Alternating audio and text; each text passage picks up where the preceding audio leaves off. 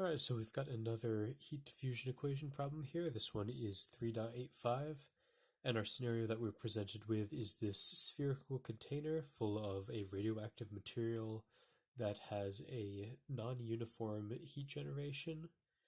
This is dictated by Q dot. The heat generation equals Q dot 0 times 1 minus R over R0 all squared, with R0 being the radius of the spherical container.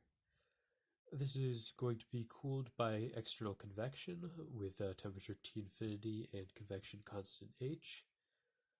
And our goal is to find the temperature distribution T of R. We are going to, again, make some assumptions: steady state and one-dimensional conduction to simplify our heat diffusion equation down to this form.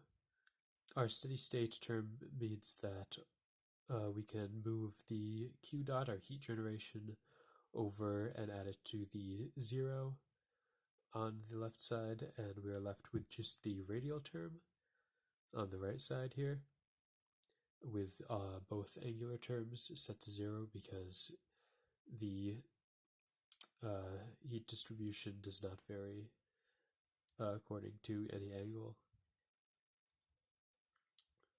We can set this Q dot equal to the given Q dot 0 equals 1 minus R over R0 squared.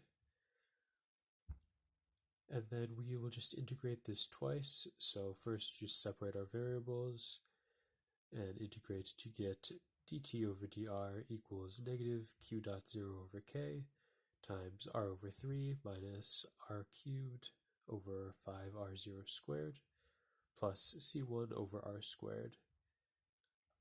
We can integrate that again to get our second constant, and we get our temperature distribution T equals negative Q dot 0 over K times, all in parentheses, R squared over 6 minus R to the 4th over 20 R0 squared minus C1 over R plus C2. To get our C1 and C2 constants, we set up the boundary conditions, the first one being dt over dr at R equals 0, so at the center of the sphere, the temperature gradient is 0. Because this heat generation is symmetric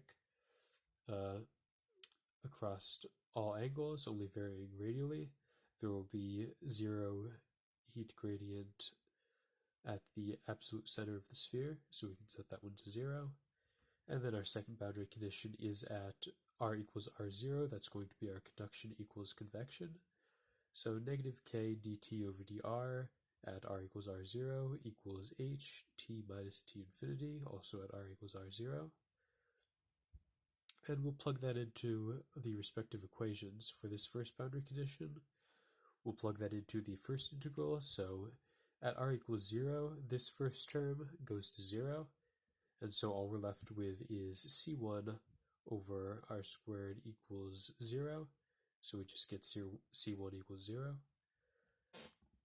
The second constant, it's a bit more algebra intensive to get, so I'm not going to go through that, but you will just plug in the second boundary condition to our equation for t, knowing that C1 equals 0, you can remove that term.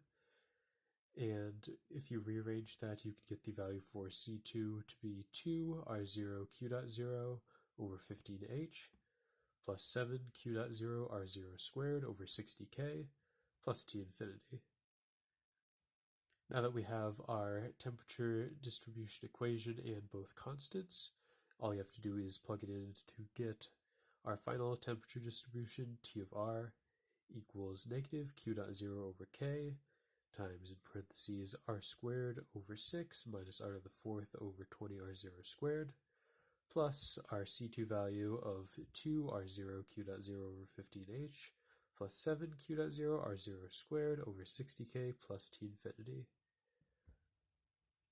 And I forgot to mention, but we have a third assumption right there of neglected radiation. This allows us to do for our second boundary condition, our conduction equals convection, and ignore any radiative effects, assume that it's only being cooled by convection. So there we have it, the temperature distribution of this heat dissipation of the spherical container of a radioactive material.